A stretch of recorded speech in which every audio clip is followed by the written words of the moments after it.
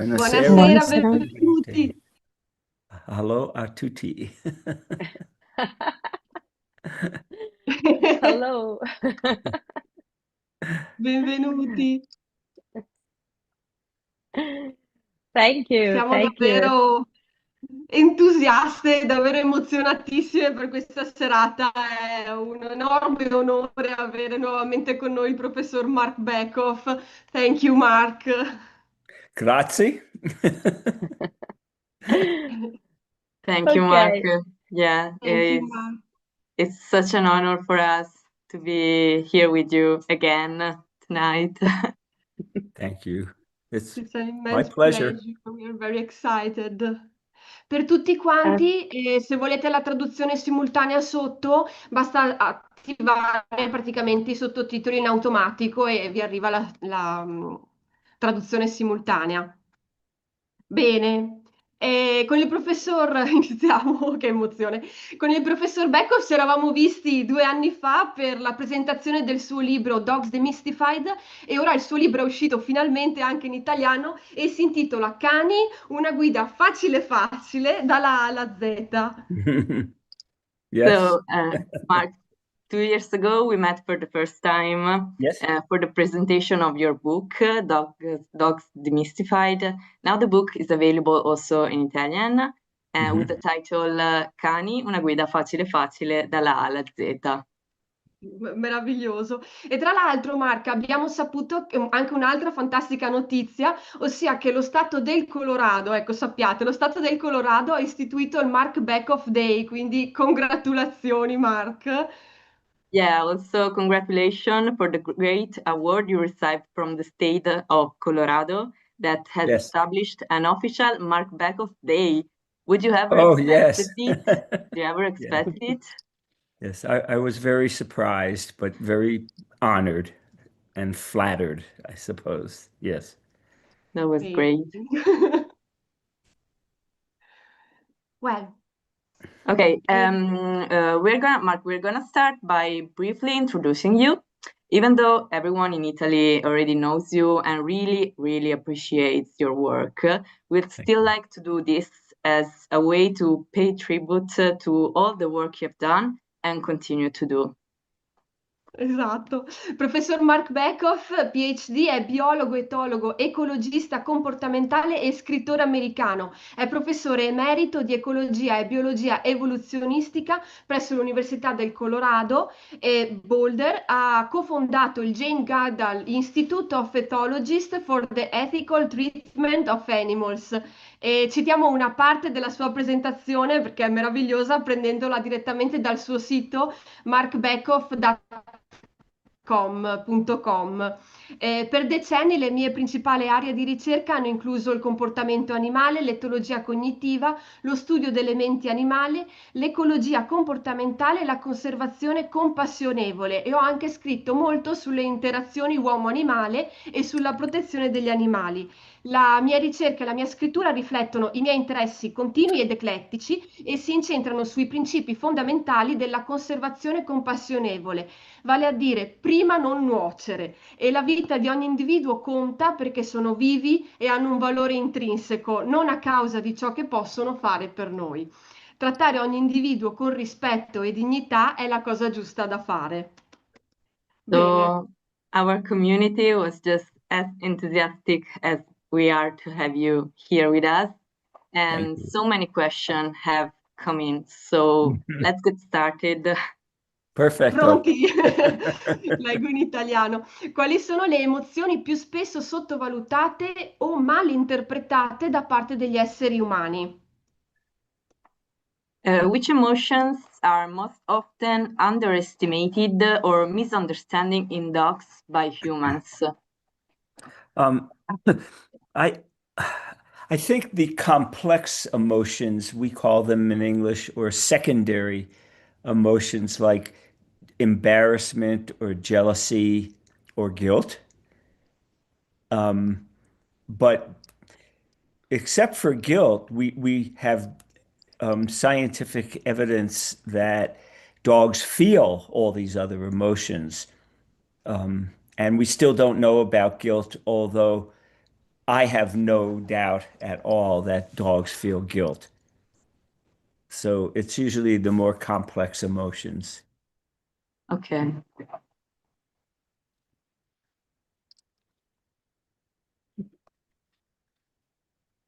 Thank you, thank you. E c'è un'attenzione sempre crescente verso il benessere del cane, che è ottimo, ma vedo anche sempre più spesso proprietari succubi dei loro cani e che li trattano come delicati bambini. Credo che ai proprietari andrebbe ricordato che anche il lato più animale del cane. Cosa ne pensa? So there is a growing focus on dogs' well-being, which is great. But we also see more and more owners who are dominated by their dogs and treat them like delicate children. We think it's also important to remind owners of dogs' more animal nature. What do you think about this? Yeah, I mean, I totally agree that dogs are non-human animals, although they behave a lot better than human animals. And so I think that's a very important thing to emphasize. And I mean, yeah, I mean, yeah, I mean, it's a great question, but I never understand why people talk like baby talk to their dogs, and they treat them like they're little children. They're dogs and they're non-human animals, but that doesn't make them less than we are. It just means that's who they are.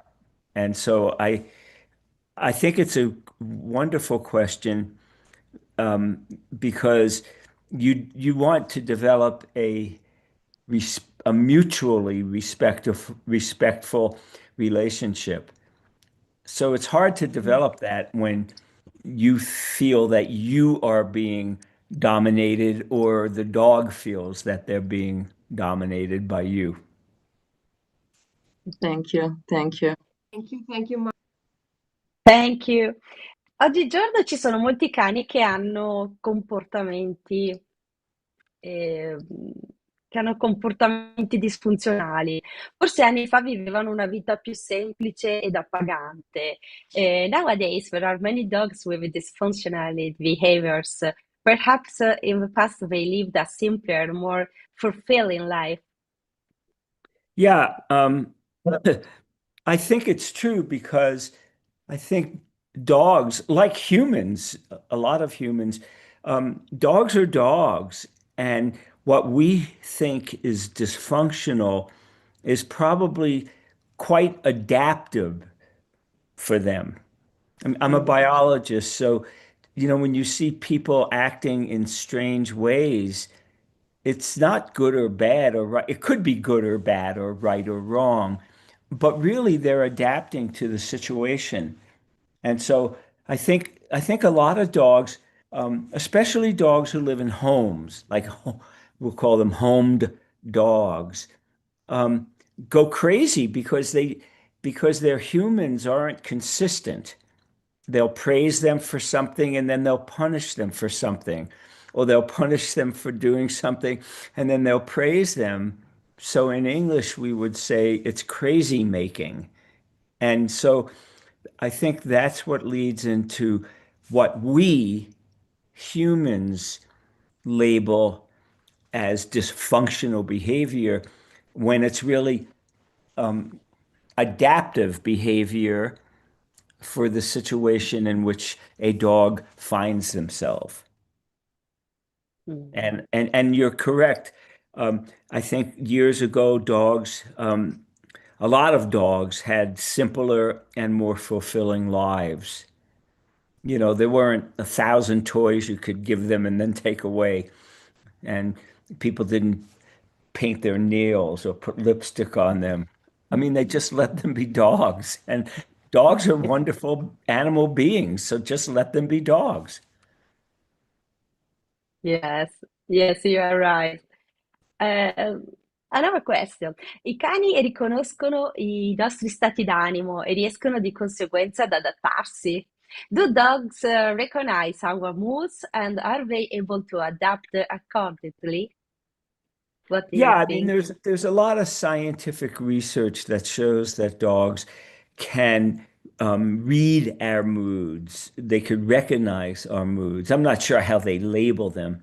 I don't know that they say, well, Christina is happy, or Camilla is sad, or Elena is embarrassed, or whatever.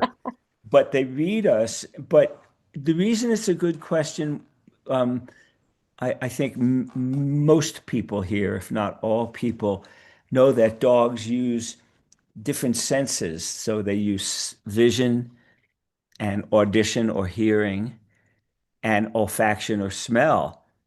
So that's how they read us. And in ethology, we call those composite signals or combined signals. So it means that they're getting a lot more information than I might get if, especially if I'm interacting with a human being who I don't know. I mean, I get certain cues by watching them, but I can't may not smell them, or they may be making vocalizations that I can't hear. So I think that I'm sure that as we learn more about dogs, we'll see that they read us very well. Maybe degrees of joy, degrees of sadness, degrees of being dominant or something like that. So I think they read us. They read us very well, and they have to read us very well because sometimes we are just totally inconsistent. True. Yes, it's true, it's true. Ricordo ai partecipanti, anche perché ci sono molte persone che si sono appena inserite, che per sentire per avere la traduzione potete abilitare i sottotitoli in italiano, quindi questo Zoom cliccate, attiva sottotitoli in italiano, così avete in tempo reale la traduzione di quello che sta dicendo il professor Bekoff. So I just talk about the subtitle, Mark, for the translation. Mhm, mhm. Eh, Another question. Vorrei chiedere se è vero, che è una domanda interessante che abbiamo ricevuto, come tutte le altre, sono state tutte interessantissime, approfitto per ringraziare tutti voi. Vorrei chiedere se è vero che un cane adulto ha capacità cognitive paragonabili a quelle di un bambino di 5 anni e che la stessa cosa vale per le emozioni, cioè se è vero che non prova emozioni complesse come colpa, vergogna, orgoglio. E se ciò è vero, vorrei chiedere cosa direbbe ad un proprietario per fargli capire che questo non significa che il cane non sia in grado di scegliere liberamente soluzioni congrue al contesto senza che il proprietario debba intervenire in modo controllante. So, Mark, I would like to ask if it's true that the adult dog has cognitive abilities comparable to those of a 5 years old child, and if Mhm. the same thing applies to emotions.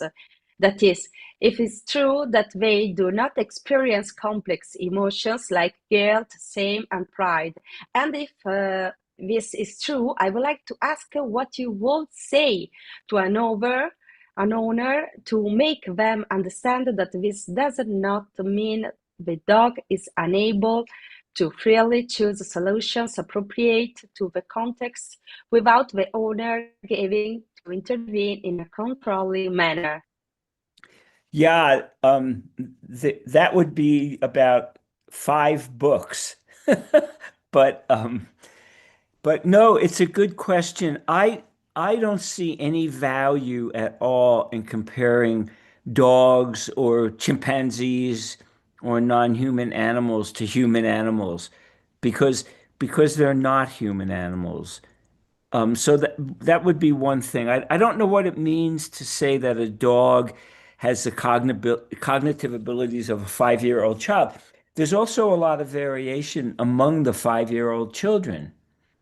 So I don't know what your baseline would be. I also think that it sets up expectations. Um, but what we're learning now about human development and very young babies and infants is they perceive and feel far more than anybody ever imagined. So there's just a lot of research in developmental psychology showing that very young babies can read our facial expressions, for example. Um, I think that a lot of people make that comparison so that they could get funding for their research. Because if you do research that seems to be related to human beings, then you may be more likely to get research money to do the work. So the reason I think it's a great question, and I've written about it a lot, and I think I've written about it in Connie, is that it doesn't make sense to me at all. I mean, dogs are dogs. We're we're humans, and some people say we're like dogs, but I think that's an insult to dogs. So I think that we should just look at all non-human animals as the individual animal beings who they are. That's a mouthful. Thank you, Mark, thank you. Una domanda, dopo faremo una specifica per Mark. Tanti hanno chiesto per quanto riguarda il PLP. Cosa ne pensa del PLP e come muoverci per contrastarla? Una domanda simile era, per esempio, mi piacerebbe conoscere il suo punto di vista sulle razze pericolose, anche alla luce della proposta di legge italiana. Okay, so for this question, we need to clarify something. So a law has come into force in one region in Italy and is about to become national. It sets out specific obligation for owners of dogs of certain breeds that are listed on a blacklist. Dogs that are crossbred with these listed breeds, for example, German Shepherd, American Staffordshire Terrier, are included. However, dogs of these same breeds that have a pedigree are excluded from the list. The idea is that a pedigree and therefore genetic control is enough to automatically make these breeds no longer dangerous. So, following this brief introduction, here's the question. What is your opinion on this law? And what would you recommend to those who want to oppose it? I'm really against laws that basically say all members of a breed or hybrid dogs or other animals are dangerous or are friendly, because a lot of it depends on the individual personality of the dog. So I know that there are dogs who are hunting dogs and working dogs, and then you've got dogs like beagles and golden retrievers who are basically, or people try to make them into human dogs. But I think we need to be careful there because, I mean, so much of how a dog behaves socially is influenced by how the dog is reared by humans, how much social experience the dog has when they're young. Do they get enough socialization with other dogs, maybe cats, other companion animals and humans? So I think that I'm very careful there because where I live there are some dogs who are on a list of dangerous dogs. But I know so many members of those breeds who are just wonderful dogs. And, personally, one of the most difficult encounters I had with a dog was with a beagle. And beagles are generally friendly dogs. And I used to see this man walking his dog a lot down the streets in Boulder, Colorado, where I live. So I walked over and I went, what do you do? Oh, good dog. And and the guy said, well, be careful, because this dog had been a laboratory dog and had been abused. And it took this man a year or two to socialize the dog so the dog would behave. So I'm very careful about making very general statements. Maybe that's a good way to say it about dogs.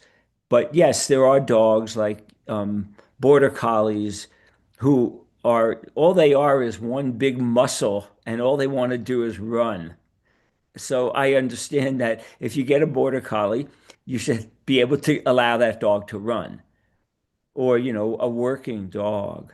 But I mean, and I think many people here in this discussion know more than I do about dogs in terms of training. And the dog trainers I know here will tell you they'll see the same breed or the same mix in a day, and they behave very differently. Yeah. I sorry, that's a mouthful, but you can translate or whatever you need to translate. It was pretty clear. What Thank do you you, so much. yeah, thank you. And what would you recommend to those who want to pose it? Well, that's good. Well, first of all, I would recommend if they want to put a law out, they should have people or they should be working with people who know something about dogs. I mean, I know that sounds simple, but here, there's homeowner associations, and I know in Italy you'll have the same sorts. So the people making those decisions know nothing about a dog, and some people probably wouldn't know the difference between a dog and a cat. So they read something in a book or in the newspaper, and then they decide that this dog is friendly, or this breed is not. So I would be very careful.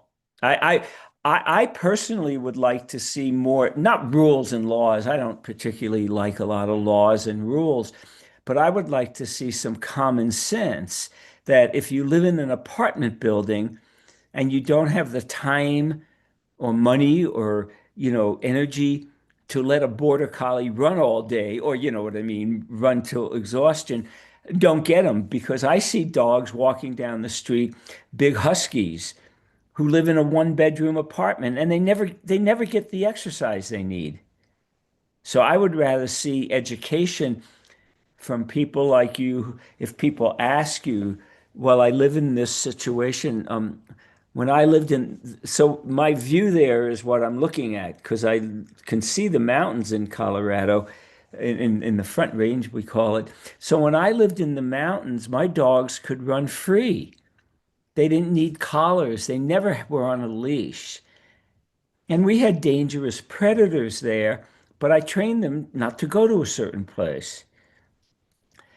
They had a great life.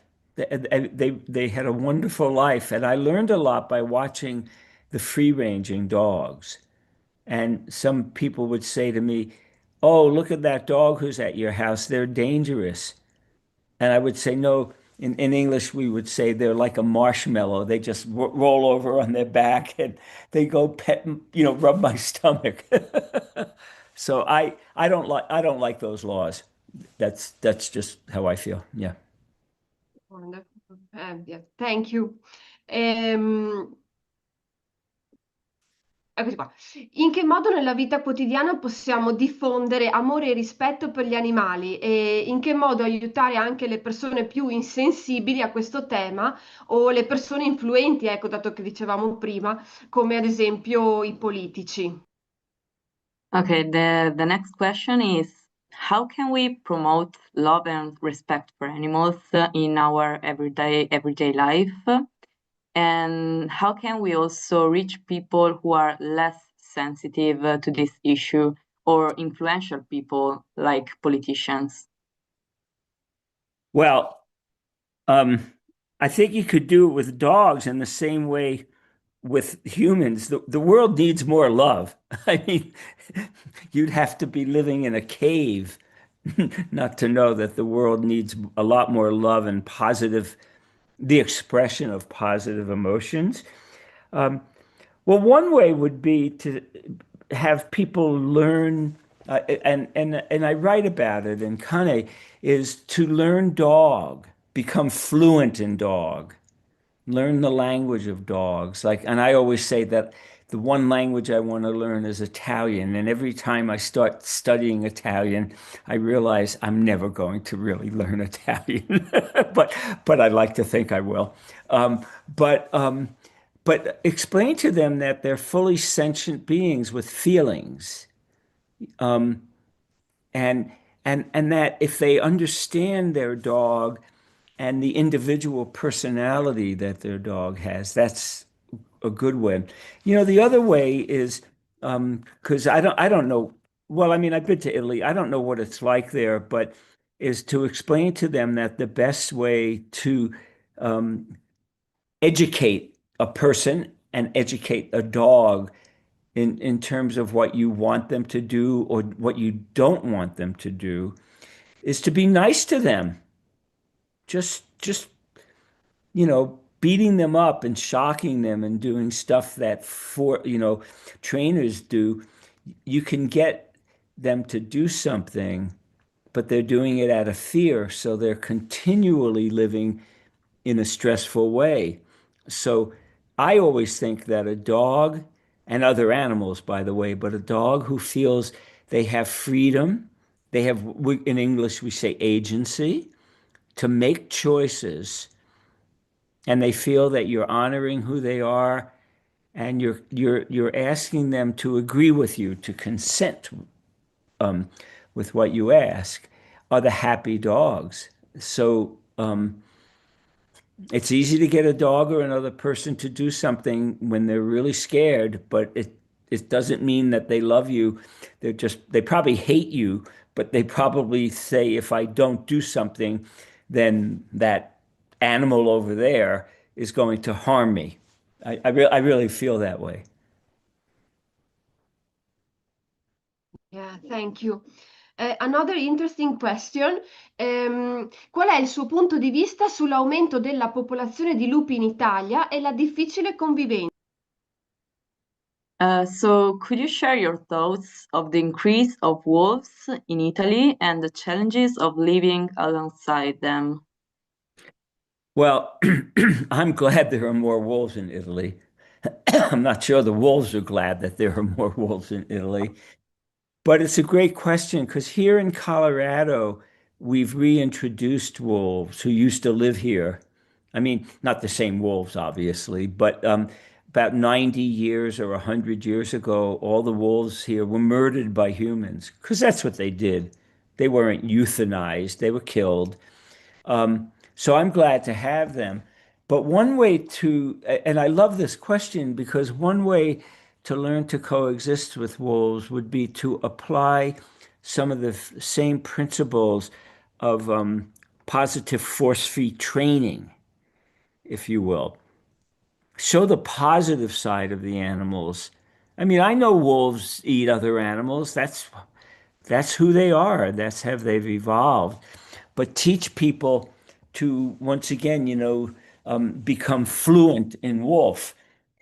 But one way to do it, and it's been very successful here for me, is to tell people that all dogs basically evolved from a common wolf ancestor. So dogs, then, some people say, well, dogs are just dumb wolves. No, no, they're not. But they have dog wolf genes, chromosomes and genes, and they have wolf engrams, we call them in English. They have neural pathways in their brain that are still wolf-like. And so what I learned, and actually I've just did it this weekend, is talking to people, say, would you treat your dog the way you treat wolves? And they wonder, why did you ask that question? And the reason I asked the question is because wolves and dogs have the same emotional lives. And so some people will go, "Oh, I didn't think about that." And that's wonderful. Not that they should think about it, but when they learn the connection between wolves and dogs, it makes it easier for them to be more accepting of the wolves. So I mean, that's just I wasn't surprised about it, but I really now understand that a lot of people think of wolves as just being nasty, aggressive killers, but th they harm humans far. There's far fewer, I mean, far fewer wolf attacks on humans than there are dog attacks. I mean, globally, and I'm sure it's the truth. Well, I don't know about in Italy because I do know that there are wolves. I know there are wolves in the Abruzzo, and I've worked with some of the wolf biologists there. But at least in the United States, there's far more dog bites than wolf bites. There's only been two well-established wolf bites in the lower 48 states, meaning excluding Hawaii and Alaska. So in the country that people think of as America, there's only been two. So, I always say I'd rather meet a wolf than a mad dog. And I really do mean that. I don't mean it as a joke because most wild animals tend to avoid you. I mean, I'm a field biologist, so I've been with wild wolves and bears and coyotes and other animals. They really try to avoid us, but they can't get away from us because we're all over the place. we we just say, "Excuse me, I'm a human being. I'm a special mammal. Get out of here." Grazie. Beh, non lo dico in inglese, lo traduci tu, Elena. E volevo dire, dato che parlava prima di gene, cani e lupi, volevo mostrare a Marc il libro. Noi abbiamo in Italia la dottoressa meravigliosa Barbara Gallicchio che ha scritto questo fantastico Ah, libro che si chiama Lupi travestiti. Ecco, che è un nome splendido, ecco, un titolo splendido.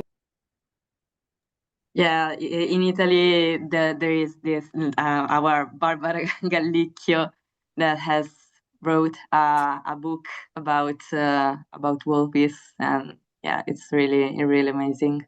who wrote the book? Who's the author? Barbara Barbara Gallicchio. Gallicchio. Oh, okay. Don't know. Okay. Yeah, I used to come to Italy a lot, so I used to talk with Luigi Boitani at Roma, University of Roma, and I'm still in contact with him. And there's a few other people, who I've talked to. I mean, they'd be better off trying to coexist with the wolves than to kill them. Yeah, very simple.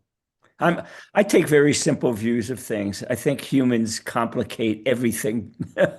Yes, it's In true. English, we say It's they beat true. it to death. It's everything. Oh, why did you do that? Well, I did it because I enjoyed it. Oh, did you really enjoy it? Yeah, and I'll go, okay, adios or ciao. Yeah. Yes. Oh my God.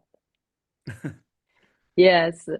Thank you. Thank you for being here to guide us with your valuable knowledge and experience and for answering our questions. Thank you. Thank you. Grazie Marco per essere qui con noi e per guidarci con la tua esperienza e le tue conoscenze e per rispondere alle nostre domande. Another question. Esiste l'autismo nel cane? Does autism exist in dogs? I'm sorry, does Autism. autism? Autism. Yeah. Yeah, yeah.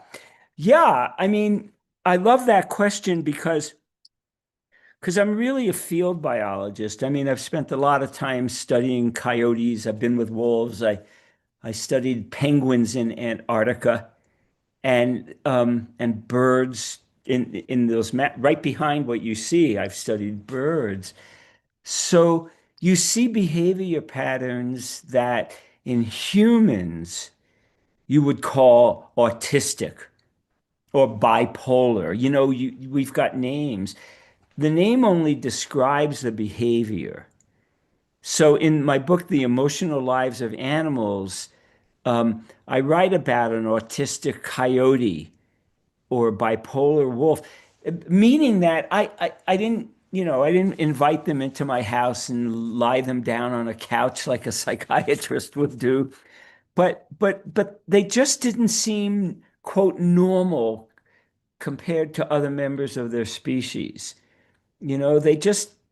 They seemed out of it. They seemed, I mean, I know some people, humans who are both bipolar. I mean, they're either bipolar or autistic. So it's not an insult. You're describing a pattern of behavior, or we'd say in English, a suite of behaviors. They just didn't understand what other coyotes wanted them to do. I mean, it was really simple. So the reason I would use the word autistic there would be to describe it to you. I'm not saying they're autistic or bipolar or schizophrenic, but they're behaving exactly like you would expect, or what you would see in a human being. So, and once again, since they're mammals and they have the same general neurochemicals and the same general brain organization, they are. The reason I think it's important too is because then we don't, I mean, you might have friends like that, so you don't get upset with them.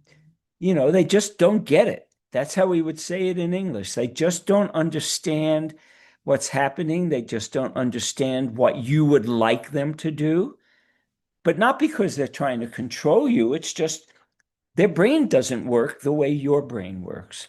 I mean, to me, it's really simple, but it's a good question because a lot of people go, "Oh no, dogs are always perfect. They're always there." And no, they're not. Believe, and I know you know that better than I do. So it's a great question. Yeah. Oh, thank you, thank you. Se potesse tornare indietro nel tempo, a quando ha intrapreso il percorso cinofilo, che consiglio darebbe a se stesso? If you could go back in time to when you started to your dog career path, what advice would you give yourself? I would probably be doing the same thing that I'm doing now. But I was very fortunate, when I started studying dogs years ago, um, I I never I never doubted that dogs and other animals had emotions and that they were smart, they were sentient, they were conscious. Um, and so I don't know. It's a really good question. I, I I think I would have um, I think I would have just done what I did. Yeah. Um, but I was lucky because when I was studying dogs years ago and actually recently, I was also studying wild coyotes and I could see wild wolves. So I was fortunate enough to be able to think of how the wild relatives of dogs were behaving and how Mm. dogs behaved. And there's a lot of similarities and there's some differences. And I also spent some time in Antarctica studying penguins, and they don't all look alike. They don't all behave alike. They have very unique personalities, and just like dogs would. And so, I was I was fortunate because I worked with Jane Goodall for a long time, but when I started studying dogs and wild canids, their wild relatives, I had not met her yet, but she was already naming animals. When she started studying chimpanzees, she was giving them names and not numbers, and she was talking about unique personalities. So I worked with a guy named Michael Fox, who was very actively studying dog behavior and wolf behavior and fox behavior. And he was very he was very open to naming animals and assigning personalities. So I was lucky because that's what I would do. Um, you know, um, so I don't know that I would have done much different. Oh, I will say, so somebody asked me a question like this a couple of weeks ago. So I'll tell you one thing that I think is important, but maybe all of you know. So when I started studying animals, we didn't have iPhones. We didn't have. I mean, we didn't have. We had a voice tape recorder we could talk into, but we didn't have all the fancy keyboards that you could bring into the field. What I think was that I think that was a benefit because we spent Yes. a lot of time watching the animals and being attentive. And I think that I think it's really important to do that with all animals. But this question came up when I was talking to a bunch of dog trainers or dog teachers. And what I realized with a lot of people is that they don't take the time to just watch their dog. Just watch your dog. You don't have to take pictures of it for your Christmas cards. That's what I'm Yes. getting now. I mean, it's lovely. I love seeing happy dogs, Yes. but just watch your dog. So when people worked with me in the field, they would have to spend a lot of hours just sitting there watching coyotes. No pen, no paper, no camera, no, maybe binoculars. So if the animals were far away, and they loved it. I had some students who come back and I'd see them around town or they'd write to me and they said that careful observation was the most important thing they learned in studying animal behavior. And I don't know if you have dog parks in Italy. I know some countries don't, but there's a dog park just 3 kilometers from my house, and people used to think I lived there. Yeah, I would just go there because I could just watch the dogs, even when I did not have a dog. And so everybody who worked with me had to go, and they loved it, of course. They just had to go sit and watch dogs. And so over time, some people knew what I did, some didn't. But over time, I actually taught a lot of people about their unique dog and, were they playing or fighting? People, if you don't know what's going on, play fighting, and rough and tumble play could be fighting, or you would interpret that way. Why do they sniff one another's butts? Why do they do play bows? Why do they do all these things? And so a lot of people would take videos of their dogs. They tell me what their dogs were doing or they thought they were doing, and then I would look at them. So it was almost like a field class at the local dog park. And only one person told me that it was a pain. They didn't want to do that. So I said, well, why'd you get a dog? And they couldn't answer it. I said, your dog is depending on you to know everything about them. So anyway, so the reason I'm saying that is that's how I was trained as a graduate student, and early in my career. I was trained just to watch animals. I mean, I watched people sometime, but they were generally a lot more boring than the dogs and the wolves and the and the coyotes. But but careful observation is really critical. And so some of the dog trainers with whom I work here in Boulder, actually, some of them have done animal behavior studies and have actually taken a lot of courses in animal behavior. And I would say, oh, there's a nice documentary on TV tonight, or there's a nice film. Go watch it, and they do.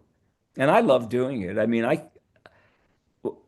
when I was writing a few books, I thought the best time of the day, other than when I rode my bike, was to go to the dog park and let the dogs entertain me, and they will. So, do you have good dog parks there? I mean, not all dog parks are good, but you have dog parks in Italy. Yeah, we Yeah, do. yeah. Okay, I didn't. I wasn't sure because I know in the United Kingdom, Britain, Scotland, there's really not many. Um, at least I've been told there's not many. Maybe there is, but just within a couple of kilometers of my house, there's wonderful dog parks. Yeah, we do. Yeah. We do have like I don't know, here where I live, I think in the city, at least 2 or 3 in a, I don't know, 10 kilometers range, 2 or 3. Wow. Maybe Where do you Yes. live? Where do you live, Elena? Treviso is Oh, okay. in Veneto, near Venice.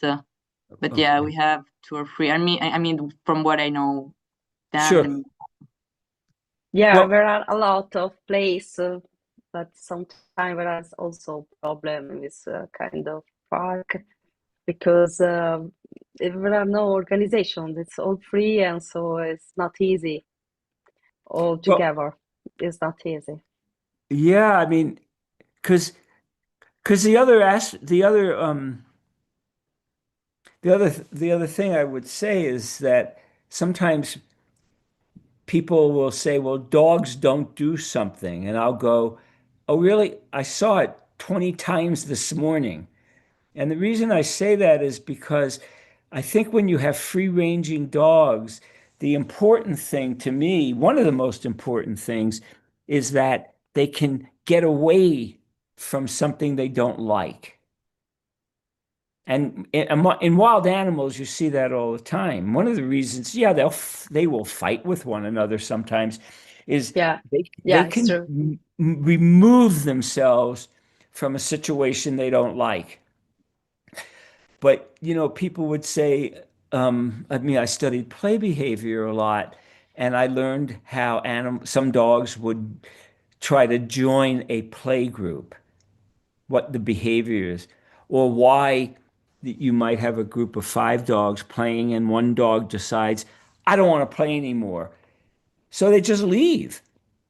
And so in wild animals, you can make an individual can make the choice. I want to meet those other animals or join them because it may be family members, or I don't want to be here now. And I think that the inability to leave a social interaction often leads to misbehavior, if you will, because the dog is saying, I don't want to be here. I'm done with it. So Yeah. so I do think that you know, and I've told a lot of people, and so have some of my dog training friends, after they do a training session, they'll say, if your dog has had a particular problem and you've worked on them, and your dog likes the dog park, I mean, that's the main thing. They like to go there. See if it's been effective. And oftentimes it is. And then the human being themselves is learning something. I mean, dog training is not only training the dog, but training the Yes. human. So anyway, yeah. Yes, yes. It's true, it's true. And, lei è un forte sostenitore del permettere ai cani di essere cani. In un ambiente urbano, dove la sicurezza richiede spesso il controllo tramite guinzaglio o recinzioni, qual è il compromesso per massimizzare la libertà etologica del cane pur garantendo la sicurezza? You are a strong advocate for allowing dogs to be dogs. In an urban environment where safety often requires control through leash or fence, what is the necessary compromise to maximize a dog's ecological freedom while still ensuring safety? Yeah, I love that question, because now that I live in town, I mean, it's not a big town. A dog can't run free down here because of cars. There's not a lot of cars, but there's cars. But when I lived in the mountains, they could run free. And so it was easy to have a dog. I would just open my my dogs would run out. All the dogs on the road, there were only 5 houses, would come down. Sometimes I'd have 6 or 8 dogs at my house, just playing and sleeping and doing everything dogs do. But in the city, it's different. So what I tell people, because they ask me, is in English, we would say bend over backwards. Give your dog as much freedom as you can, because there are going to be times when you just have to protect them because it's not safe. there's a car around or trucks, traffic. There might be a dog living in the neighborhood who may not be that friendly. But let your dog tell you when they're afraid of something, you know. So to me, it's, you know, I always say you can't spoil a dog. You can't do too much for your dog because over time, your dog is going to be giving up more dogness, I call it, or more being a dog than you are going to give up being a human. It's that's just the way it is. It's not a bad thing. So when you're in the city or in a town or wherever you are and there's danger, other animals, cars, you know, electrical wires or something like that, running water, then you just have to assert yourself, but you have to do it in a nice, respectful way. I mean, if I don't want you to do something, I can yell at you and you may not do it, but you probably can't then wait to get away from me. And that's exactly how your dog feels. So I would say it's really up to us to give as much freedom as you can and don't worry about spoiling them. I mean, just don't worry about it because, you know, in the end, it's you you could strive for symmetry, but in the end, the dogs are going to give up more of being a dog than you are going to give up more of being a human. Thank you, Mark, thank you. Abbiamo altre domande interessantissime, ne leggo due insieme. I cani hanno un impatto ecologico significativo in molti habitat selvatici. Come possiamo bilanciare l'esigenza etologica del cane di annusare e esplorare liberamente in natura con la responsabilità ecologica di proteggere la fauna selvatica? Qual è il compromesso etico che lei propone? E collegata anche, vorrei porre la stessa domanda per quanto riguarda l'alimentazione del cane. I miei cani mangiano prevalentemente carne fresca e questo ha certamente un impatto ambientale significativo. Che cosa ne pensa a riguardo? So we have two different questions that are related. So Yeah. dogs have a significant ecological impact in many wild habitats. How can we balance the dog's ethological need to sniff and explore freely in nature with the ecological responsibility of protecting wildfire? What is the ethical compromise you propose? And connected to this, I would like to ask the same question regarding a dog's diet.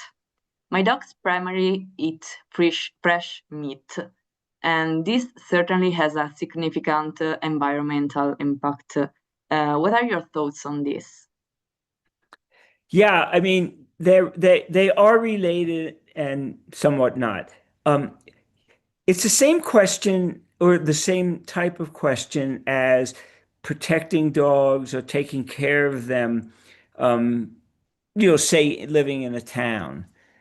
I mean, dogs can have significant ecological impacts on wild habitats, and wild animals. I mean, you know, not only do they pee and poop and destroy plants or change the landscape, but, you know, they will change the behavior of the wild animals who they see, you know, in addition to just chasing them all over, maybe, you know, depending on, you know, if their human is a responsible human.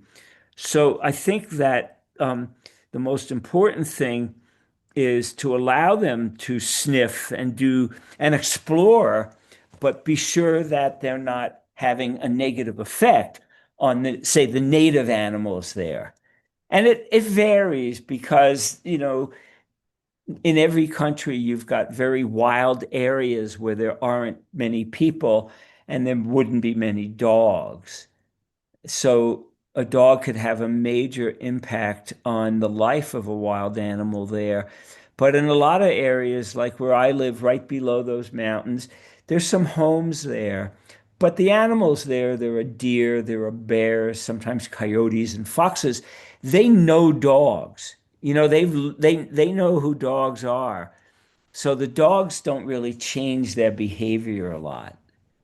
Um, but it's a good question because some people do not realize that dogs can have a major ecological impact in the wild. So once again, I mean, the ethical compromise would be make sure that you're not make sure you're letting your dog be a dog and if you feel that there's a lot of things your dog can't do in a particular area, then take them somewhere else. I mean, I mean, it's a pretty simple situation, I think. In terms of diet, I mean, it's to me, um, it's an interesting question. Sure, I mean, I don't know the data globally, but a lot of land is used to raise the ingredients of dog food. I mean, it just is. My dogs ate a lot. When I call it human food, I laugh because I never really think of the difference between human and dog food. I mean, I've eaten parts of some dog food just to see what it tasted like, and it was pretty tasteless. I mean, it wasn't bad tasting.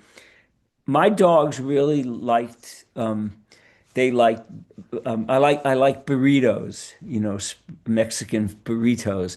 So my dogs really liked bean and rice burritos. They were raised very heavily vegetarian and vegan, and there's a lot of data now that show if you're careful about what you give your dog, it could be healthier because a lot of dog food has a lot of junk in it, byproducts and just things you wouldn't eat. Um, so I just think, my thoughts on it are to do the same type of, I suppose, research that you might do for your own diet. And if you want to feed your dog animal products, then find the ones that are the most humanely raised. I mean, I wish all dogs were vegan, and they a good human or an attentive human could do that. But my dogs also loved peanut butter and jelly sandwiches. I mean, so they loved peanut butter, and then they'd run around the house going to get the peanut butter out of their teeth. And the joke in my house was that they loved it because they could eat breakfast for 2 hours. Um, but it's a good question, and I'm fairly liberal. I like other people to make their own decisions, and I prefer that they allow me to make my own decisions. I don't want people telling me what to do, so I don't think I have the right to tell other people what to do. But I think in terms of dog food, it's tricky because a lot of very popular dog foods they're just pure junk. That you just know it. Um, my dogs liked some of them liked vegetables. One of them would roll tomatoes for an hour around my kitchen floor. He would nose the tomatoes around, and then the tomato would get hidden behind a garbage pail, and he would spend 10 minutes looking for it. So I thought he was enriched. And then he'd find the tomato, he'd squeeze it, it would go all over the place and prance around. I am so proud of myself. I found my tomato. And some of them liked bananas, I mean, I don't know. They would sit at the table with me, not literally, because they were big dogs. But they did like burritos, beans and rice, and they loved peanut butter and jelly sandwiches. They all lived long, healthy lives. They also got a lot of exercise. I mean, sometimes 10 kilometers a day. And so they got a lot of exercise. Yeah. Thank you. Amazing. Thank you for Thank you. sharing. Your great stories are just amazing. È vero. E abbiamo un'altra domanda importante. La scelta di ricorrere all'eutanasia è una delle decisioni più difficili. Basandosi sulla sua comprensione della sofferenza animale, quale filosofia etica di fine vita consiglierebbe? L'obiettivo dovrebbe essere l'assenza di dolore fisico o anche il mantenimento della dignità emotiva e sociale del cane fino all'ultimo momento? Okay, so we're talking about a delicate topic. Correct me if I am wrong in a pronunciation. It's we're talking about euthanasia. Euthanasia. Yeah. Okay, okay. Question 13. Yeah. The question is, the choice to resort to euthanasia is one of the most difficult decisions. Based on your understanding of animal suffering, what end-of-life ethical approach would you recommend? Should the focus be solely on the absence of physical pain, or also on maintaining the dog's emotional and social hmm dignity until No, the that's very okay. end? Sorry. Dignity. Yeah, yeah. Your English is far better than my Italian. I Um, mean, um, yeah, it's a great question. So I think that it's got to be both physical and emotional because they're tied together, and if you know your dog, once again, I think it comes down to the individual dog. Some people say, well, dogs hide their emotions. Oh, I'm not sure they really hide their emotions. Maybe some dogs are more sensitive than others, just like humans are more sensitive than others. My, I, I think some dogs hide their emotions because they're afraid of their human or they know the human won't care. So my dogs are really expressive, and a lot of the dogs I know are very expressive. But it's a combination, just like for a human being, of the physical and the psychological well-being. Do they look happy? And then and knowing your dog. I mean, I lived with a lot of dogs. I never had a dog die in their sleep, just go to sleep and not wake up. So for a lot of animals, I had to make and friends as well. I had to make that decision that the time had come. How else, to euthanize them? They were in interminable pain, unending pain, or they were terminally ill. There was no, there was just no way to cure them. So my last dog, Jethro, had a very, I mean, I used to say, Jethro, I would like to be you and you could be me because I spoiled him and he was a very happy dog. But towards the end of his life, he could hardly walk. He had a tumor in his lower back. And I was lucky that a friend of mine who used to visit Boulder was an excellent holistic veterinarian. And I trusted him. And he did some chiropractic work, which I think is great for a dog. And so Jethro really benefited from that. But I just remember that a bunch of years ago, there was a time when he would go outside and he would trip. He could not, there was just no way to walk him. Or he couldn't even walk on his own. And then he would go to the bathroom and fall into it. He just could not support himself. So I felt very strongly that the time had come to really seriously just put him out of his misery. He was physically and emotionally distraught. I mean, I knew him well enough because I worked at home a lot and I knew my dogs really well. So I asked my veterinarian. She was lovely, and she didn't want to tell me what to do, but she had an older dog, just like Jethro. So I said, Dr. Sales, what would you do? And she said, if that were my dog, I would really, she didn't tell me what to do. I don't like people telling me what to do. But she said, if he were my dog, I would seriously consider putting him out of his misery. So I did. And it's sad. I mean, you've all done that. But what happened was he had not. So I lived in the mountains and I had a long driveway up to my car.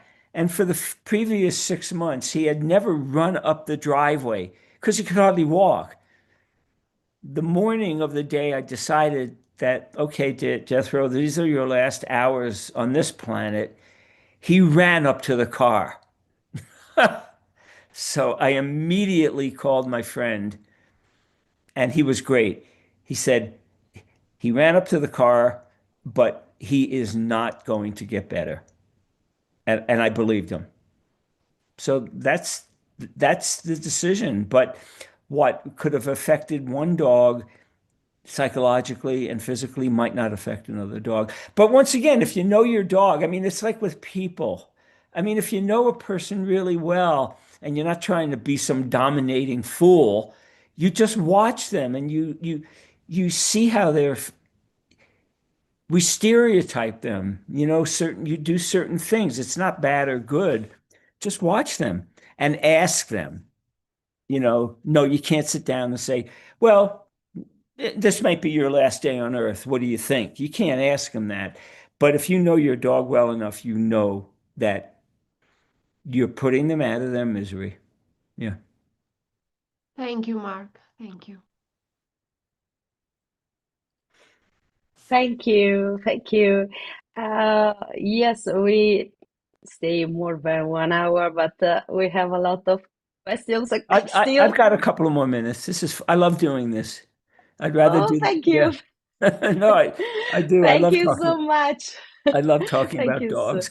Okay. We too. Oh, I We know also. that. We also. Yeah.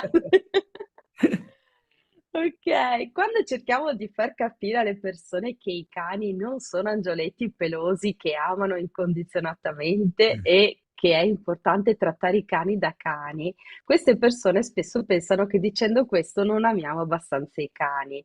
Che cosa direbbe a queste persone per far capire che è proprio questo il modo per amarli veramente?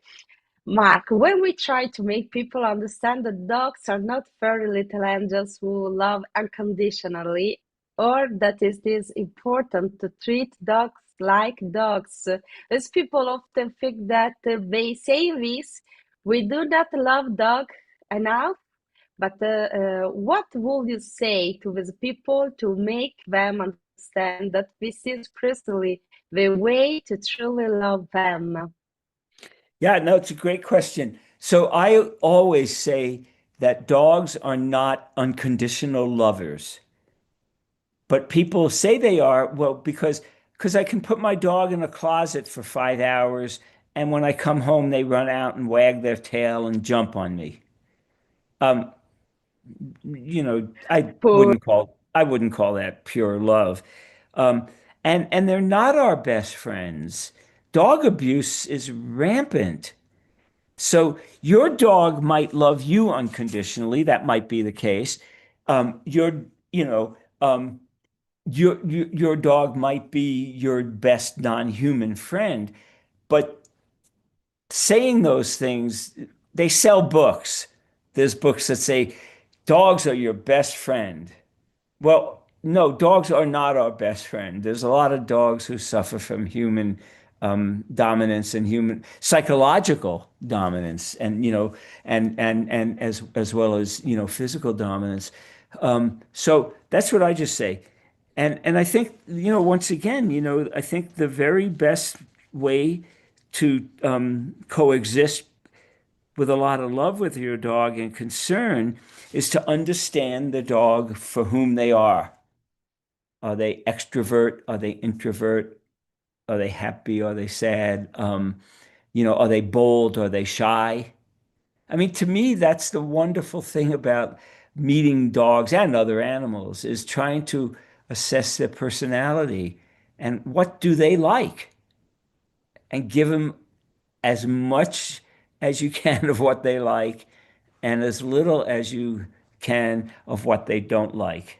I honestly feel that way, and I think that the end result would be that you have a very happy dog because they know that you're going to respect them. They know that you're going to give them the most freedom or as many freedoms as you can. And once again, with the dogs who would hang out at my house, if I just said come, they came because maybe there were cougars, mountain lions, bears who lived around my house. It wasn't like, oh yeah, maybe I'll come in 5 minutes. No, you come right now because there's danger. But but they were happy dogs. They would play, they would tease one another, I would put food out on the acreage where I lived. They would spend hours looking for a little dog treat the size of a marble. And they shared food. I had somebody say, "Well, dogs don't share food." And I said, "You should have come up to my house, 10 years ago. They share food. They play hide and seek. They'll play, the game of tag. I mean, they do all these things when they can. But if they go, oh no, that Mark over there, he just likes bossing us around, they're not going to do the things they like to do. So I just think it's like with a person.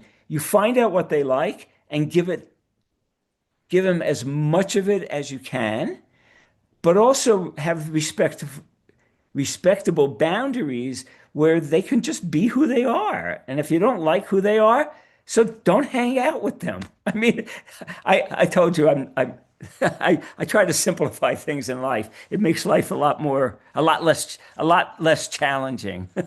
Anyway, so did that answer your question, Christina? No, life is so difficult, and it's better to be happy and happiness, stay together, spend a lot of time with our Better animals, to be happy. There's and no to be doubt about happy, it. always happy, It's because true.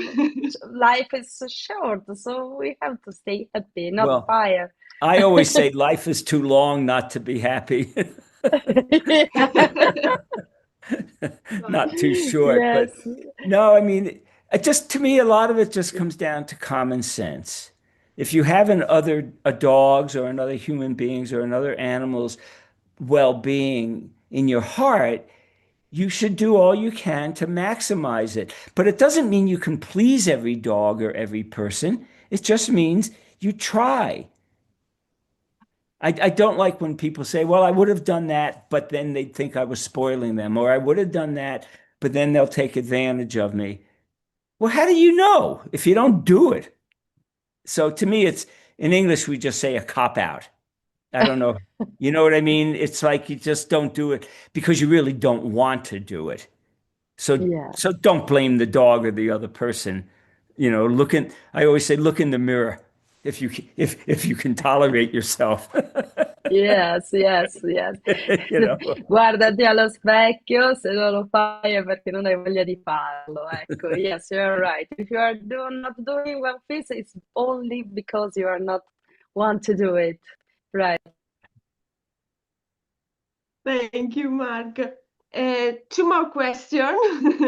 Sarebbe più etico lasciare ai cani la possibilità di scegliere i propri partner e crescere la propria famiglia invece di avere partner imposti e cuccioli portati via dagli allevatori? Would it be more ethical to allow dogs to choose their own partners and raise their own families instead of having partners imposed on them and puppies taken away by breeders? What question is that? 17. Which one? 17. No, we sent it's the last question that Oh, I it just came on sent you by email. email. Yeah, let me Yeah, look. right. No, let me look. No, I looked at them. Um, But we can read it again if you yeah, can want. you Yeah, say it again? yeah. Let me look. I might have it right here. So I have so many emails. I repeat it in the meantime. Okay, Wouldn't read it be slowly in English. yeah. Wouldn't it be more ethical to allow dogs to choose their own partners and raise their own families instead of having partners imposed on them and puppies taken away by breeders? Oh yeah. Okay, yeah, I think I found it. Oh, absolutely. I mean, that's agency or consent and choice once again. Yeah, I mean, I don't want somebody telling me what I have to do. I don't, I mean, I kind of like most people. Well, that's not true. I was going to say I kind of like most people. There's a lot of people who I just as well avoid. However, um, but yeah, I mean, it's agency. Yeah, I mean, so I have friends that make play dates for their dogs. And most of the dogs like it. They go to the dog park, they run around, they can pee, they can hump one another, they can jump on one another's back, they can play. But I know some dogs who don't like that. So my friends say, what should I do? And I said, well, if you like to go to the dog park and your dog likes to go to the dog park, then go. And if you like to go to the dog park, but your dog doesn't like to go to the dog park, then go to the dog park without your dog. I mean, this is, in English, we say this isn't rocket science. This isn't physics, which I failed. I mean, this is just common sense. But then somebody said, well, my dog likes to go to the dog park, but I don't. So I said, well, find somebody to take your dog to the dog park who you trust, and you feel is responsible. So yeah, I mean, I think the question is a really good one. Once again, I mean, my dogs really they had as much freedom as any dogs I knew. I really did, and I was lucky. But sometimes they would go out and sleep all day, and I would always go running with some of them. But sometimes they didn't want to go. So I didn't say, come on, let's run. I had a big outdoor enclosure because of all the predators and the dangerous animals there. And I just said, fine, I just, you know, you're going to be locked up because I don't want a mountain lion or a bear eating you, you know? So yeah, I mean, I think we should give them that choice. But I'm sure you all hear too, oh, there's something wrong with my dog. They won't play with certain other dogs. There's nothing wrong with your dog. Maybe they don't like the other dog, right? I mean, and I mean, if you know your dog, you'll know that your dog may not be doing something that you want them to do, because they're ill. Maybe they have a headache.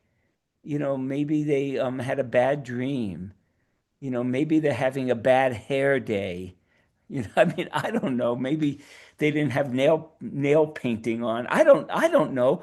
But dogs will tell you how they feel behaviorally. And you know that. I know that everybody listening knows that. So just, let them do it. There's nothing wrong with a dog who doesn't want to play and on a play date. Maybe they just don't like the other dog. I mean, it's not complicated. There's people I like to be with, and there's people I prefer not to be with. So that's just the way it goes. So, but you know what I love about, I know we're getting to the end, but a lot of these questions raise, I call them in English the three C's. You've got choice and context and, consent. Choice would be give your dog as many choices as you can.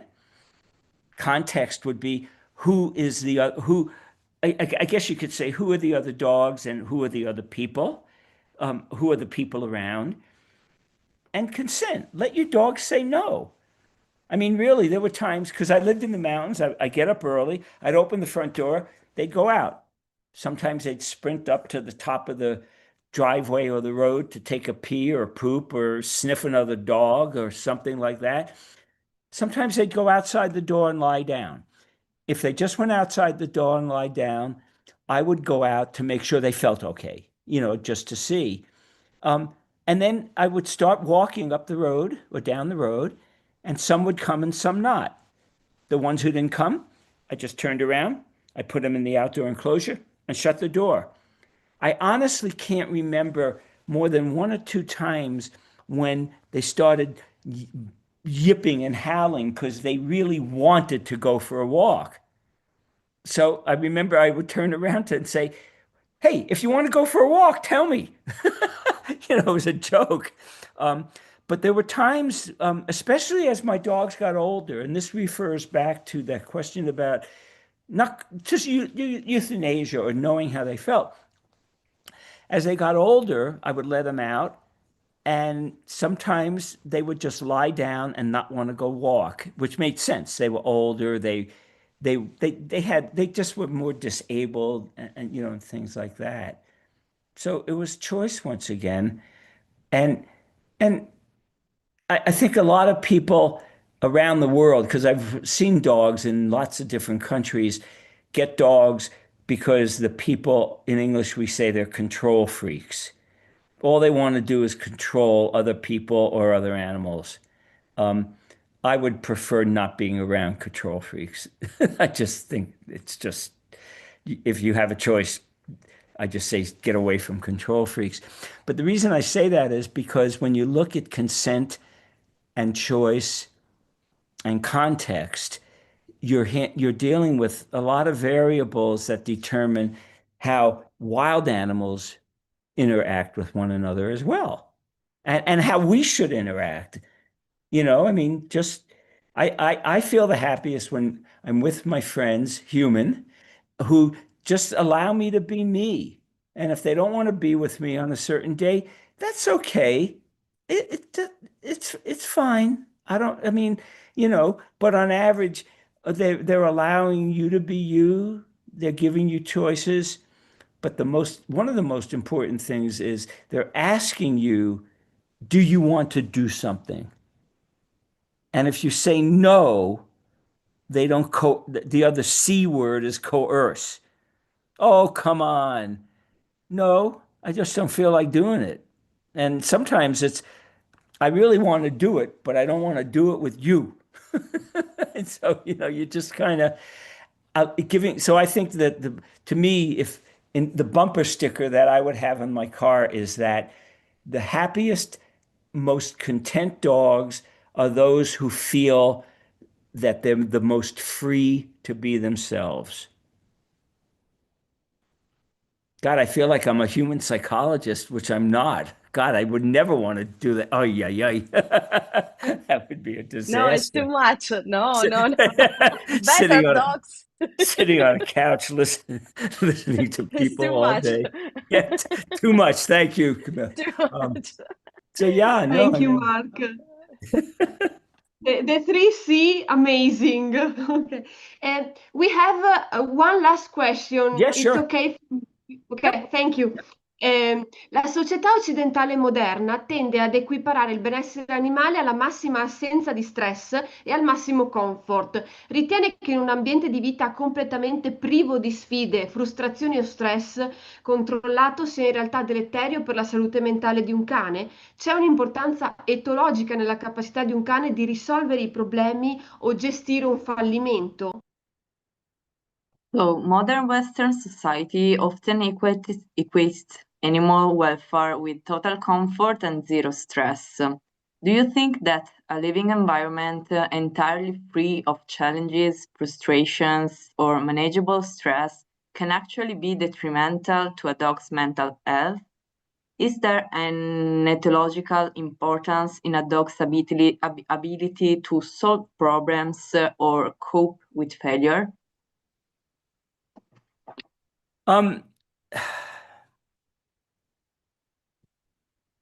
I love that question. I think that for me, I wrote I'm looking on my computer because I actually wrote something about it some time ago. Well, I can't find it. So I think what it would be like would be for like humans. Um, I think it's good to challenge them. Challenge within boundaries can be enriching. But I think that, and tell me if this is what you're looking for, because I think I understand the question. So I like being challenged. It can enrich my life. I could learn new things. It could help me. It could help define things that I don't want to do. Like I used to want to do this, but I don't want to do it. Or I want to do it, but I don't want to do it with you. And I don't mean that in a nasty way. It's just, this is just my choices. But it's yeah, it's in Kane. It's called counter something I can't remember. Counter freeloading, right? So what it means is that a lot of animals would like to work for their food, but they're working. You're asking them to work for the food, but you're not using it conditionally to say, well, if you don't dance or do flips, you're not going to eat. So being challenged, and the reason I say that, and once again, correct me if I'm not answering the question, is wild animals are being challenged all the time. All the time. Maybe dogs can also make mistake, right? Dogs, Yes. Yes. yes, Of can course. make mistake. Right. Only humans can't make mistakes. Yes, No, absolutely. hardly. Good Lord. No, don't get me going on that. Right. But, they may not, so some people would say, well, my dog is intentionally making mistakes or behaving that way because they want to dominate me. No, they may not understand what you want them to do because you're just a dumb human being who don't know dog. You don't know the language of dogs. So, but I've heard people say that, and I know dog trainers who I know or I've been with will say, well, the person comes in and they blame the dog for everything.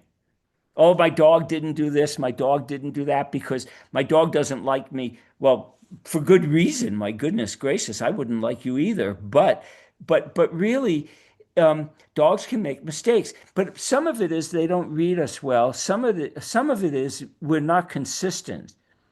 So I think consistency, wild animals love consistency because they're challenged. They're challenged. There might be predators around if they're a prey animal. They're challenged because maybe there's new individuals in the group, or they're challenged because their best friend left the group. There's a lot of challenges out there. I try to explain to people that's not meant in a negative way, but being a wild animal can be challenging, and they make mistakes. But what I said an hour ago, I think is important. If you come up to me, yeah, and I go, yeah, I like you, but I'm not in the mood to play with you. I can leave. I can get away from the situation. So once again, with homed dogs in particular, but also maybe dogs we would call free running or free ranging dogs, they can get away from a situation. Don't take it personally. I've had people say, oh, my dog just goes and tucks under the bed. They don't like me. What's wrong with the dog? And I'm thinking, you mean what's wrong with you? So I had a dog who I did not know the background. I didn't know their background. It was a big Malamute, and they would crawl under the bed.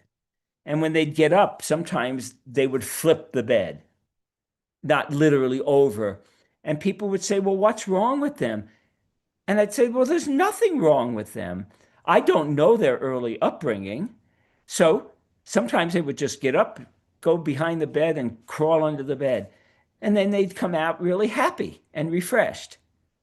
So somebody said, well, shouldn't you stop them from doing that? And I'd say, no. I said, I get in groups of people sometimes, and the first thing I want to do is get away from them. Not because I don't like them, but I just don't want to be there. So the reason I'm saying that is, once again, we're not so her name was Mishka. She was a Malamute. So blaming her for being some kind of psychopath or being, mentally ill because she wanted to go under the bed was dumb. I asked the woman who lived with her before I got her, basically it was a rescue. And the woman said, well, yeah, she used to do that all the time. There you go. It's just part of her personality. I think what she was saying is, I love you, but I need some of my own space. So what I really wanted to do was, hey, Mishka, would you just talk English to me? Or I knew some Spanish, talk Spanish or French to me. Why do you go under the bed? And then I realized it's none of my business why she goes under the bed. That's what made her feel comfortable. So once again, I think these questions are wonderful because it's the same thing with making a mistake or enriching or challenging a dog. So I would love, when I lived in the mountains, I would loved putting these little bits of food out to challenge them. And given the freedom, I mean, really, there were some days they would spend 2 hours looking for treats the size of an eraser on a pencil. I mean, and they were having a ball. And sometimes one dog would get one and another dog would run over and they'd growl or chase them. Sometimes they'd share them because that's what I was saying before. People would say, well, dogs aren't going to share food. Really? I mean, I see it all the time, so I think I would call it compassionate enrichment. That's the way I would say it. Not using it as a control that if you don't dance or, howl 5 times, I'm going to starve you by not feeding you. More, hey, work for food.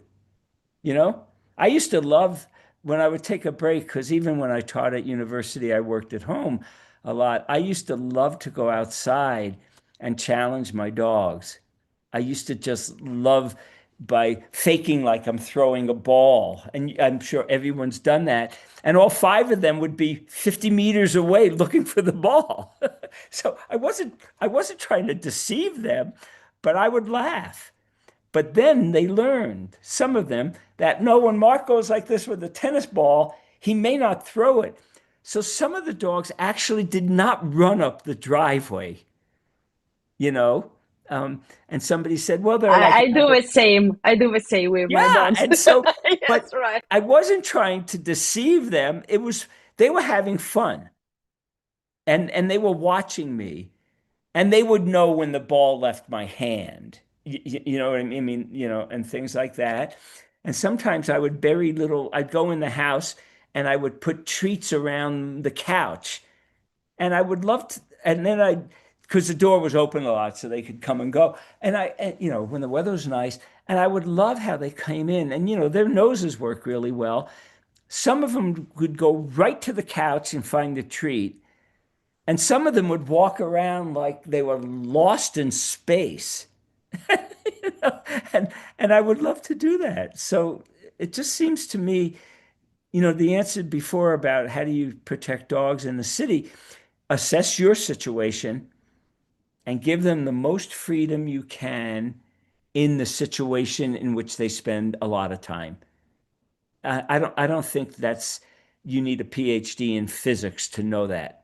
And I don't think you need to be a psychologist to know that. I think you just have to be an aware human being.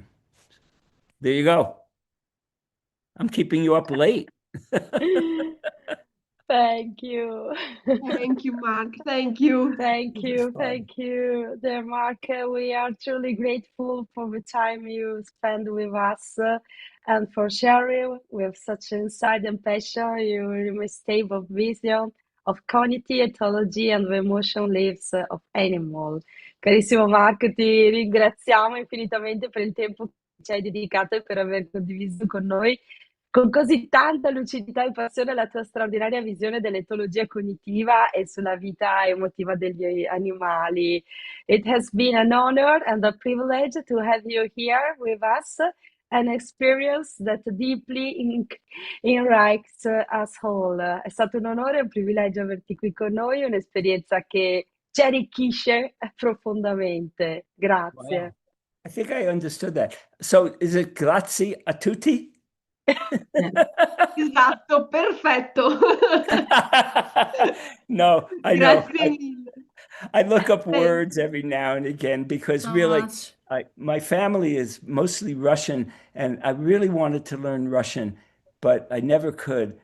But so I learned, I learned perfetto, and I Yeah? learned, Yeah. I learned when I answer my phone, pronto, Pronto? and no, prego. What does prego mean? Prego, Prego. you're welcome. You're Oh, welcome. okay. I actually learned ti amo. I love you. Perfetto, ti amo. Grazie a tutti. Bravo. Thank you so much. So the next time I Thank come you to so Italy, much, Mark. I need to Grazie, learn. grazie mille Mark Prego. e grazie a tutti i Grazie a voi. partecipanti, a chi ci ha seguito, a chi ci seguirà vedendo la diretta dopo e la vostra partecipazione e le vostre domande hanno reso questa serata davvero davvero speciale. Grazie a Grazie, voi. grazie a tutti. Thank you, Mark. Grazie a tutti. Bye bye. Ricordiamo che che Wonderful. per rivedere poi la diretta sarà anche disponibile nella nostra piattaforma di learning a partire da domani, per cui la potete trovare lì e anche sui nostri canali social. Grazie. Grazie ancora di Buonanotte. cuore, professor Bekoff, a tutti voi un augurio di buona serata e di buone feste, arrivederci ai prossimi Altrettanto. appuntamenti per essere cinofilia. Merry Christmas, Mark, Merry Christmas. Happy Thank you so holiday! much. Happy holiday! Yeah. Oh yeah, Happy right. holiday. Happy Yes. holidays to everybody there. Enjoy. Thank you, Bye. Mark. If you have any questions, just send me an email. Thank you okay, so thank much you. for really everything. this is so much fun to do. I really am. And now We you love Also for you. us. Also for yeah, us. it's great. We When love I you come back, already I so will learn much. more Italian words. We Siamo are qua, still we are waiting for here! you. We So are anyway, waiting happy for you. holidays and all the blessings in the world to you all. Thank you. You Thank too. you. Okay. You too. Thank you Bye-bye. for Ciao. everything. Kisses. Bye Grazie a bye. Bye tutti! bye. Grazie Ciao, ancora. Grazie per le buonanotte. bellissime domande, grazie, buonanotte. Grazie a Thank you, tutti. good night. Ciao. Bye. Ciao, Ciao, ciao, ciao. ciao. Ciao, ciao, ciao. Ciao.